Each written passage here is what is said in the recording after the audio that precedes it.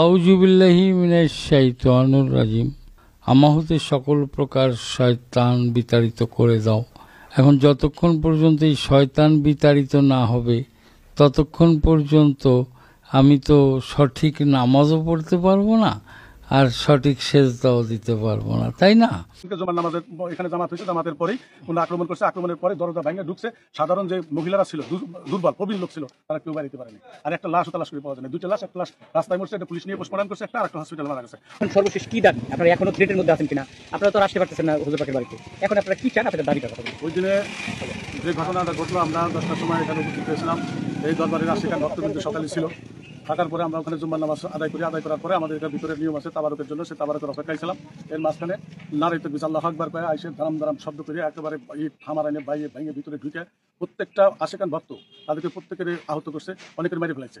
যে আগুন জ্বলছিল, আগুনের ভিতরে অনেকের ধাক্কা দিয়ে ফেলাই দিয়েছে, তারা 10 মিনিটে পুড়ে ছাই হয়ে গেছে। অনেকেই অসুস্থ ছিল, এরকম বয়োজ্যেষ্ঠ বৃদ্ধ ছিল, তারা কেউ বাড়িতে পারে না, এই বাউন্ডারির ব্যবস্থা কেউ বাড়িতে পারে না। তারপরে সবচেয়ে বড় বিষয়টা হলো যেটা নিয়ে আমাদের এখানে কন্দল, সেটা কন্দল তো আসলে ইসলামিক দৃষ্টিতে উনি আমাদেরকে জীবনাদর্শ আদর্শ দিয়ে গেছে। সেই আদর্শের মধ্যে আমাদের হিংসা বিদ্বেষ বড়াই বুজুর্গ মারামারি কাটাকাটি ছিল না। উনি আমাদেরকে সকালে বলছে যে নোদ আসেল মানাফা নাফসাল ফাকাদার বাদাবা। উনি বলছে যে নিজেকে নিজে চিনলে পারে তোমরা মানুষ হতে পারবা, রবকে চিনতে পারবা, আল্লাহকে পারবা। শেষ জামানা আখির জামানা চলতেছে। হাদিস শরীফে নবী করিম সাল্লাল্লাহু আলাইহি ওয়াসাল্লাম বলছেন যে ইমাম মেহেদীর আবির্ভাব হবে এই 1380 হিজরত পরে। উনি সেই ইমাম মেহেদীর ভক্তদের মধ্যে বলতেন যে ইমাম মেহেদী আসবেন। উনি কখনোই কোনোদিন আমাদের সামনে দাবি করেন যে আমি নিজে ইমাম মেহেদী। তারপরে এইখানে এই যে অবস্থাটা, উনি শুভ শক্তির অবশক্তির ক্লাস উনি জীবনাদর্শায় 55 বছর উনি জীবনাদর্শায় দাঁড়ায় দরবারে আমাদেরকে দিনের দাওয়াত দিয়ে গেছে। এখানে শরিয়াত মারফত হাকিকাত তরিকাতে ওয়াহিদানের গুরু ছিলেন, উনি মাস্টার ছিলেন। উনি কোরআনের স্টাডি করতেন। মূল কথাগুলো উনি বলতেন যে মানুষ আলিমুন মানে জ্ঞান, এই জ্ঞান থেকে মানুষের জ্ঞানের বিচার করলে বিচক্ষণতা পাওয়া যায়, মানুষকে চিনতে পারে, মানুষ বুঝতে পারে, মানুষকে শুভ শক্তি অপশক্তি নির্ণয় করে জীবনাদর্শে মানুষ আদর্শ নিয়ে আল্লাহর মুমিন হয়, মুসলমান আত্মসমর্পণ করে মরতে পারে। এই আদর্শগুলি উনি এখানে দিয়েছেন।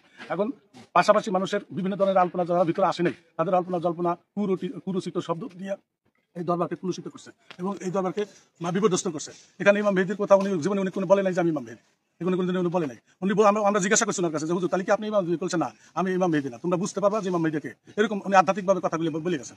তো ওই দিনকে যে ঘটনাটা ঘটছে এটা মর্মান্তিক। এটা একটা দরবার, সেখানে মানুষ শান্তির জন্য আসে। 55 বছরের মানুষ এখানে আসতেছে, গলন্দবাসী কেউ বলতে পারবে না যে আমাদেরকে ক্ষতি করছে।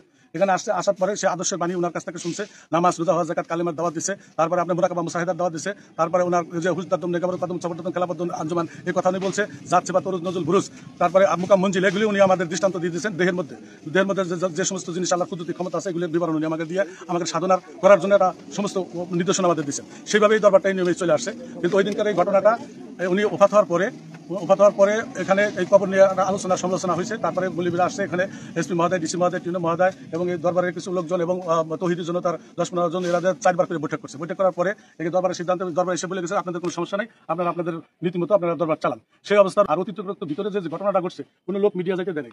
ওখান থেকে ওরা ঢুকে ওখানে করি গুডাউন 1.5-2 মণ লাঠি ছিল, তার পাটকুড়ি ছিল, পাটকুড়ির ভিতরে দুর্বল মহিলাগুলিকে সেঙ্গা জাকান রাখি আগুনের ভিতরে দিয়ে দিচ্ছে। তার আর ফিরে পাওয়া যায় নাই।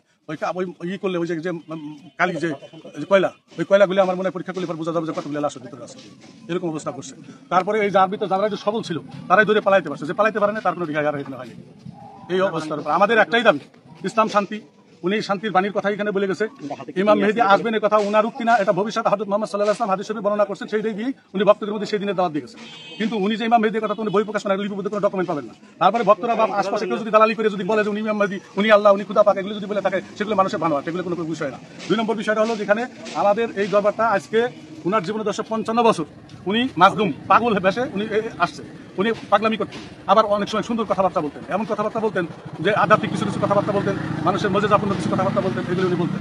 মানুষ তার কাছে আসতো, ভালোবাসা পাইতো, তাদের নেক মকসদ পুরা হইতো। এই জন্য মানুষের এখানে কোনো তরিকের কোনো তরিক নেই। যেমন 4টে খানদান আছে, 4 তরিক সিস্টেম আমাদের নকশবন্দি কাদিয়া, এই 4টে তরিকের 14 খানদান, এর কোনো তরিকের কোনো মিশাল এখানে নেই। এখানে শুধু মানারফা নাফসাল ফাকাদার রব্বাহু, নোদ আছে, নিজেকে চেনো, আল্লাহকে চেনো, রবকে চিনতে পারবা। এই ওনার আদর্শ দিনের দাওয়াত ছিল, মূল অবকাঠামো।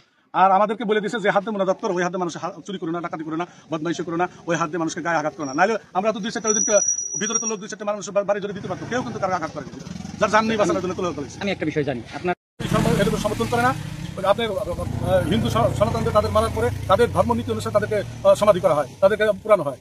মুসলমানদের হলো কবর দেওয়া হয়, তাকে শরিয়াতে জানাজা করা হয়েছে, তাকে কবর দেওয়া হয়েছে। সেই কবর থেকে লাশ উঠে নিয়ে গেছে, এটা নিয়ে রাস্তায় ঢাকা রোডে নিয়ে পুরাইছে। এখানে এটা ইসলাম কোনোদিনই তার সমর্থন করে না, কোনোদিন সমর্থন করে না। আমাদের চাইতেও অনেক বিজ্ঞ যারা স্টাডি করে, মুফতি মুহাদ্দিস যারা আছে, তারাও এটা বলতে পারবে না যে কবরের লাশ নিয়ে পুরানো জায়েজ আছে। আরেকটা বিষয় তো জানি, শেষ ইয়া হক, আল্লাহই সত্য, ইয়া আল্লাহ আলেক সেই আল্লাহ মানুষের মধ্যে প্রতিষ্ঠিত। আউযুবিল্লাহি মিনাশ শাইতানির রাজিম।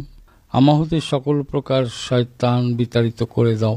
এখন যতক্ষণ পর্যন্ত এই শয়তান বিতাড়িত না হবে ততক্ষণ পর্যন্ত আমি তো সঠিক নামাজও পড়তে পারবো না, আর সঠিক সেজদাও দিতে পারবো না, তাই না?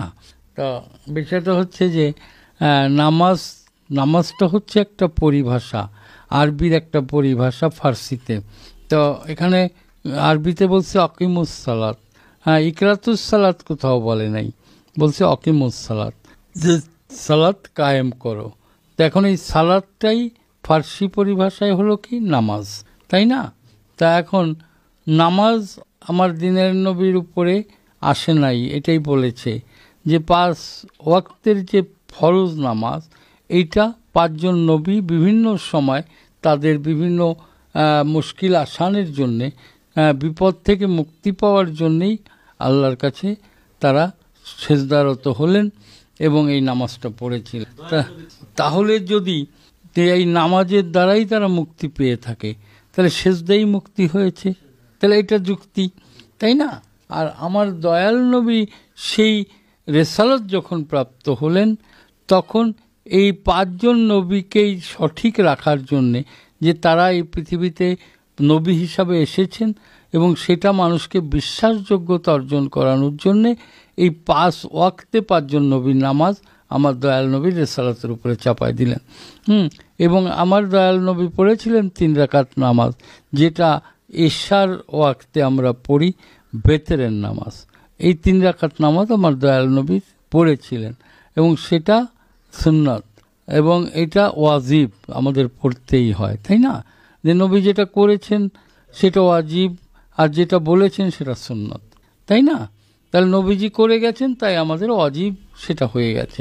আর 5 ওয়াক্তে যে ফরজ নামাজ, 5 ওয়াক্তীয় নামাজ, এটা 5 জন নবীর উপরে এসেছেন এবং এটা শেষে গিয়ে রেসালাত রূপে নবীজিকে দেওয়া হলো যে তুমি এটাকে প্রকাশ করো, তাই না?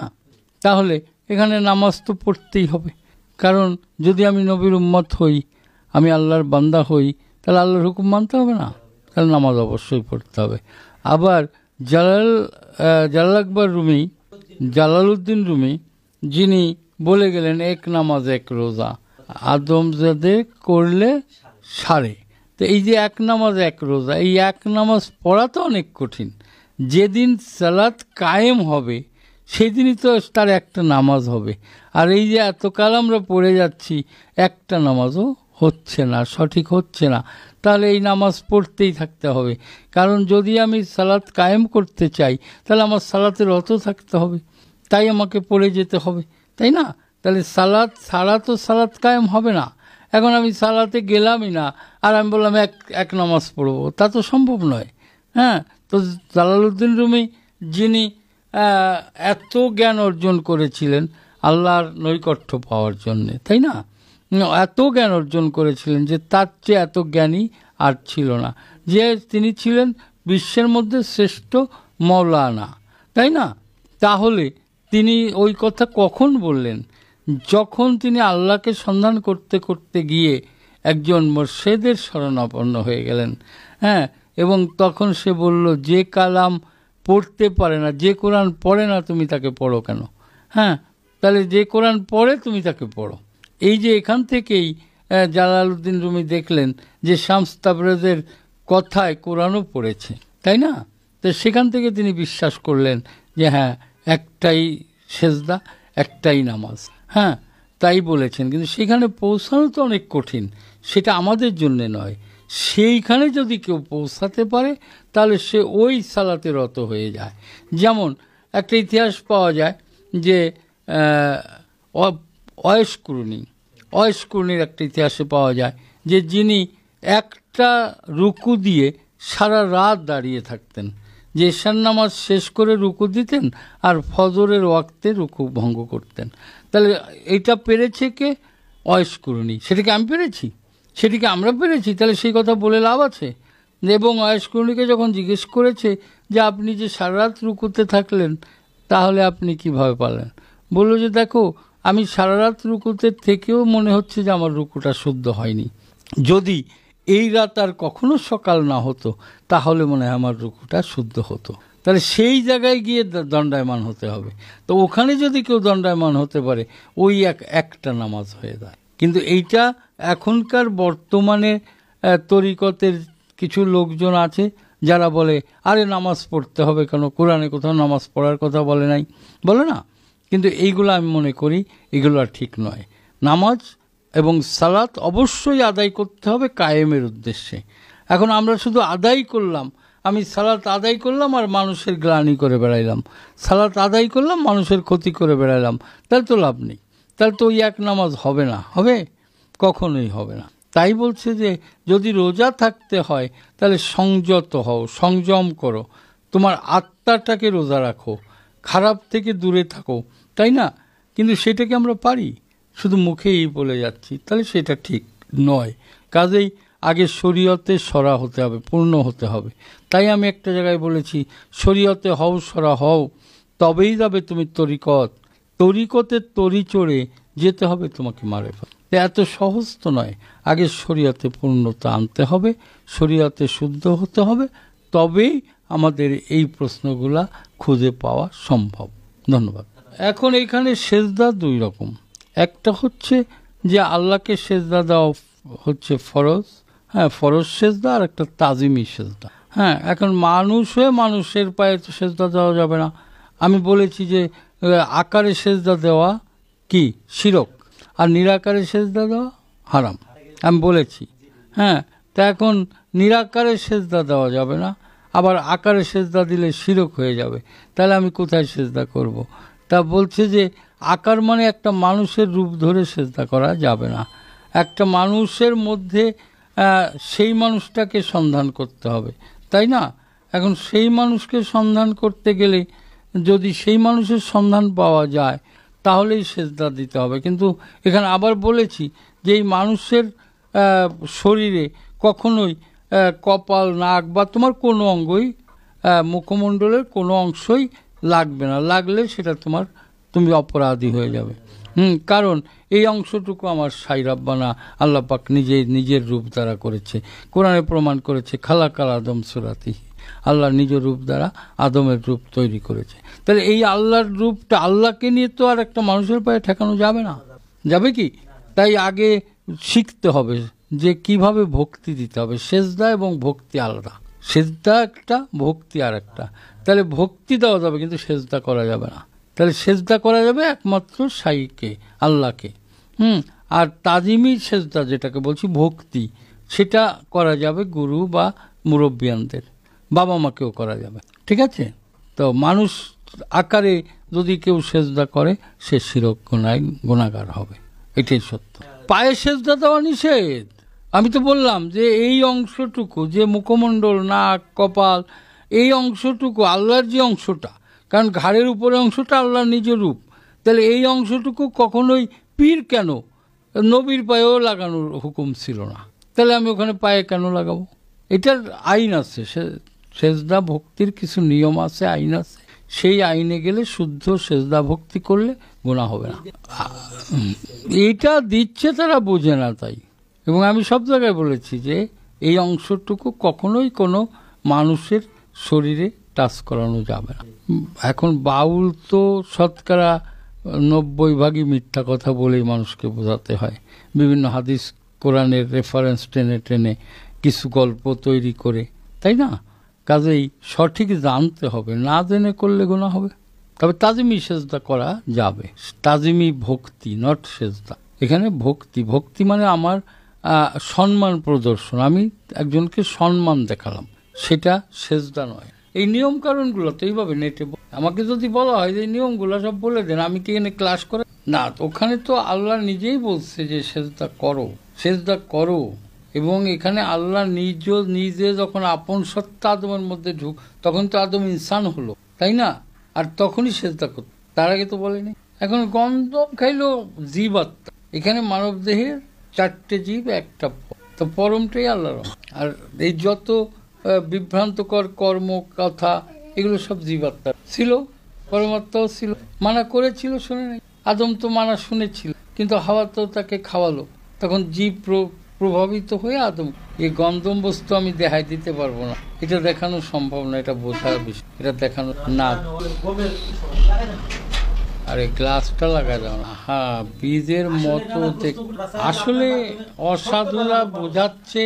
এখন সেই বুঝে যদি কেউ বুঝে, কিন্তু সত্য কথা যেটা, সেটা হচ্ছে যে গন্ধ্রম হচ্ছে এই মানব দেহের ময়লা আবর্জনা। যখন আদমের দেহটা তৈরি হল, আর এই দেহটাকে পরিষ্কার করার জন্য মকরুমকে দিয়ে এই উপর এবং নিচ দিয়ে ভিতরে ময়লাগুলো বের করে, আর সেই স্তূপ থেকেই গন্ধ্রম গাছ ইতিহাস যাব, এবং সেই গন্ধ্রমের যে ফল হল, সেই ফল খাওয়ার পর মানব দেহে, আদম দেহে প্রসাব পায়খানা, তারা কিন্তু, আর সেই যে ময়লা আবার দেহে ঢুকলো, আর ঢোকার পরেই প্রসাব পায়খানা বেগ হওয়াতে তাদের আল্লাহ বলল তোমরা পেয়ে যাও, তাই না? তাহলে গন্ধ্রমটা হচ্ছে, এবং এইটা অনেকে অনেকভাবে বিভিন্ন কথা বলছে। নারী, হ্যাঁ, কেউ বলছে যে গমের বিচির মতো, কেউ বলছে এটার মতো। এগুলো কেউ দেখে আইছে? আমি যেটা দেখি নাই, আমি সেটা কথাটা বলছি, আমি যেটা দেখি নাই, যা দেখি নাই দুই নয়নে আমি বিশ্বাস, কথাটা এরকম যে আমি যা দেখি নাই সেটা নিয়ে আমি আলোচনা, আমি যা জানি না। আদম তো পাপ করে নাই, আদম পাপ করবে কেন? বেহেশতে থাকলে তো আর এই দুনিয়া সৃষ্টি হতো না। এটা আল্লাহ পৃথিবীর সৃষ্টি করতে চেয়েছিল, এবং এই চাষাবাস করবে, মানুষ সৃষ্টি করবে, এটা তো আল্লাহর আগেরই বাসনা। তাহলে আদম যদি বেহেশতেই বসে থাকে, তাহলে তো আর সৃষ্টি হতো না, এই পৃথিবী এত কিছু হতো না, হতো? তাহলে আল্লাহর বাসনা পূর্ণ হতো না। তাই আল্লাহ বাসনা পূর্ণ করার জন্যই আদমকে পৃথিবীতে পাঠালো, একটা টেকনিক, কায়দা করে। তা আসলে বিভিন্ন জন এই নেটের মাধ্যমে বিভিন্ন রকম কথা বলছে, বিভ্রান্তকর কথাবার্তা বলছে, কেউ একেবারে উলঙ্গ করে কথা বলছে, কেউ মারুফতের শিরোমণি হয়ে গেছে যে আমি মারুফতি ফকির। যারা মারুফতি ফকির বা আমি মারুফতের কথা বলছি, এটা যারা বলে, এদের চেয়ে বড় নাদান আর পৃথিবীতে নাই। কারণ মারেফত বলা যায় না, মারেফত শব্দটা গোপন, ইহা গোপনেই থাকে। যখন ইহা বলা হয় সঙ্গে সঙ্গে ইহা শরীয়ত হয়ে যায়, কাজেই এটা বলা যায় না, এবং এইটা দিয়েই মানুষকে বিভ্রান্ত করছে। তা আমি সবাইকে বলবো যে আপনারা এই সকল বিভ্রান্তিকর কথাবার্তা থেকে দূরে থাকুন, এবং নিজেকে সত্যের উপরে দণ্ডায়মান করুন, এবং সত্যকে জানুন, জেনে বুঝে তারপরে সেই পথে অগ্রসর হন। এবং এই তরিকত নিয়ে বর্তমানে যে সকল বিভ্রান্ত বিষয়গুলো পাওয়া যায়, বিভ্রান্তিকর আচার আচরণ, কথাবার্তা, এগুলো থেকে আপনারা দূরে থাকুন। আপনারা সত্যকে জানুন। সত্য না জেনে আপনারা শুধু শুধু ওই মানুষের কথায়, মানুষের প্ররোচনায় যায় না। অনেকেই আসে যে পীর সাহেবের কাছে গেলে খালি কয় এটা দাও, ওইটা দাও, ওইটা দাও। হ্যাঁ, তারা আইন দেখায়, টাকা দাও, পয়সা দাও, বাড়ি দাও, গাড়ি দাও। না, এইগুলো দেও বলে কোনো শব্দই জগতে নেই। হ্যাঁ, দেও যারা বলবে তারা আসলে সঠিক নয়। কাজেই এইগুলা থেকে আপনারা দূরে থাকুন। ধন্যবাদ।